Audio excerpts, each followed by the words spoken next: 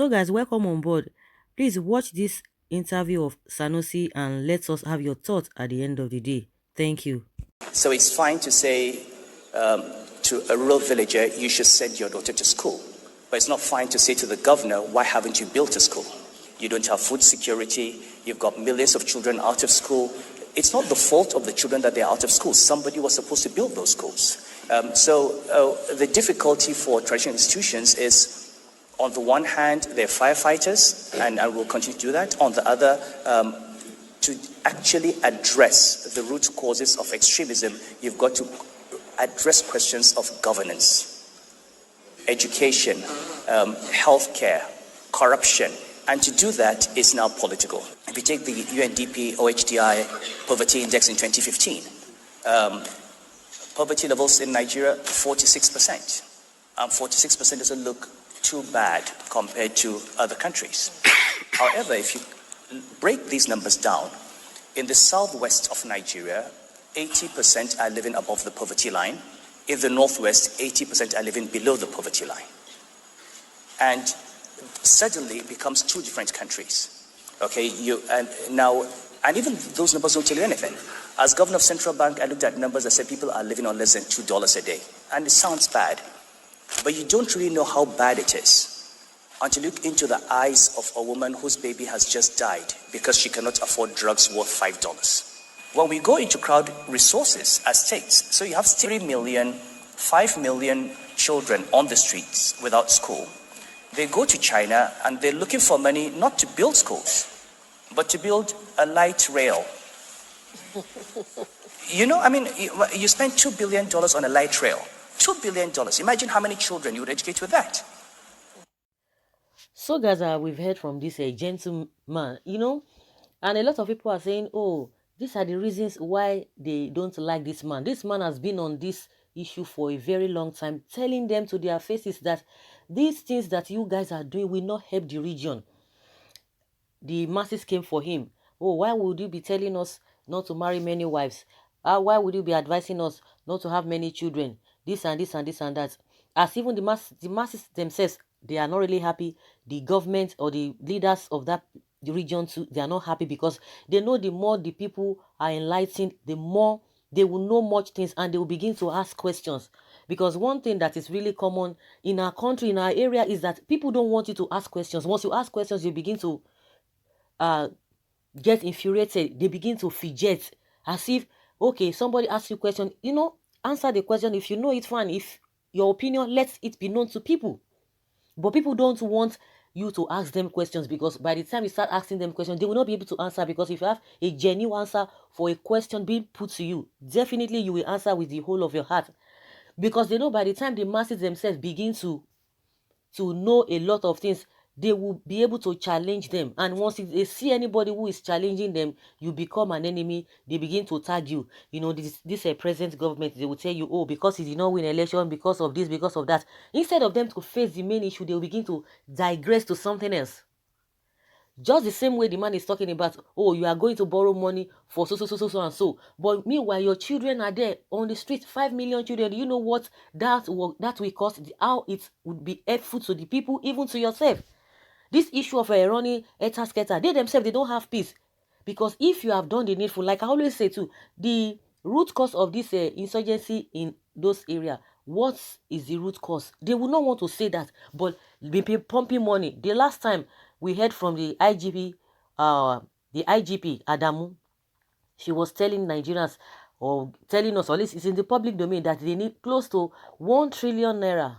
If they get that 1 trillion naira, they will be able to do everything. They will be able to serve people. They will be able to secure everywhere.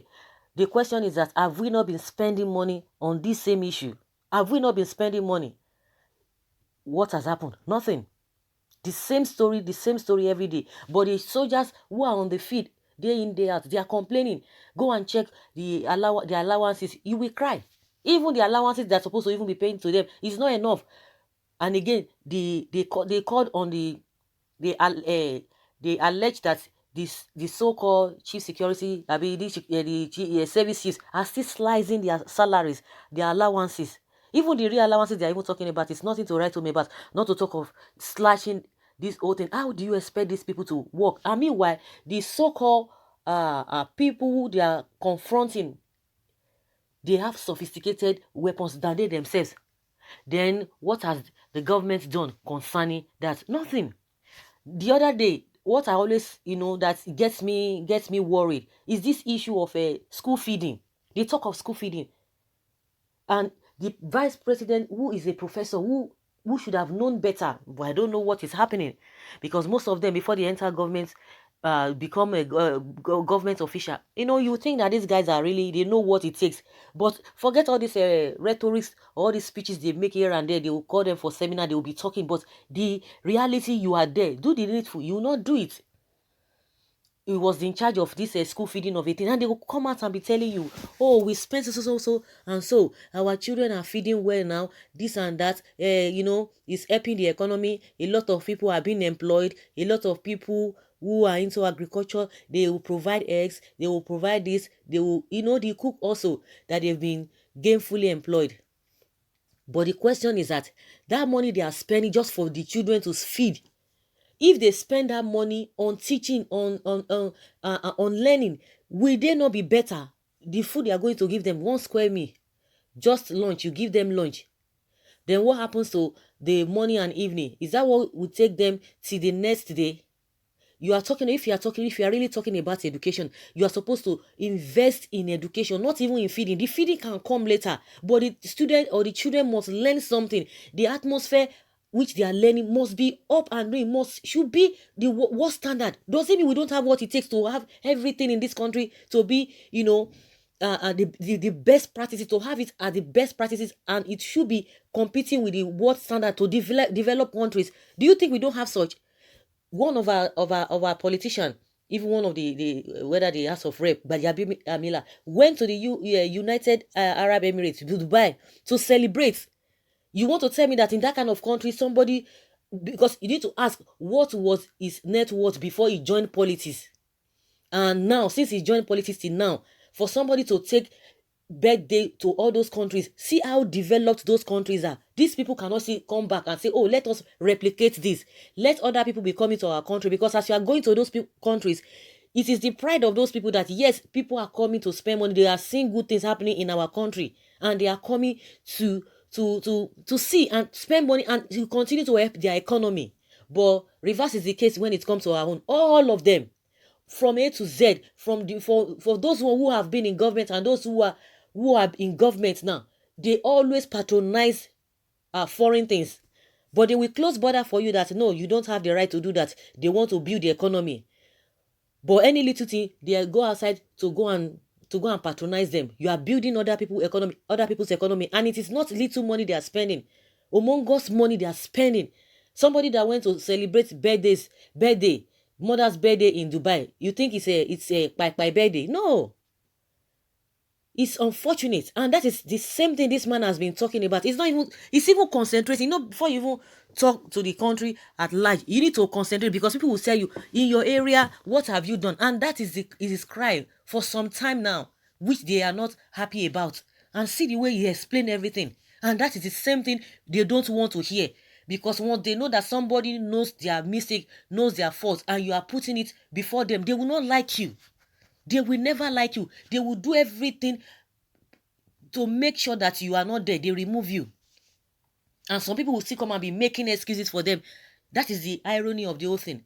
The masses that are supposed to be supporting this woman, that you are saying the right thing. Yes, you are saying the right thing because you have the opportunity. Because people will now say, oh, those who are, who are influential, those who are public figures should be able to talk to these people, because they would ask you that you have that influence to talk to them. If the man has not been saying anything, people will still come and say, no, you are an emir. Yes, you are not talking to these people. Maybe they will listen to you. When the masses are saying, maybe they might not understand. But if you are talking from your angle, with your experience, with your education, with your exposure, maybe they will be able to listen to you. And the same thing the man is talking about, and yet some people will still be making excuses. Oh yes, good for him, he did it and this, he did this and this and that.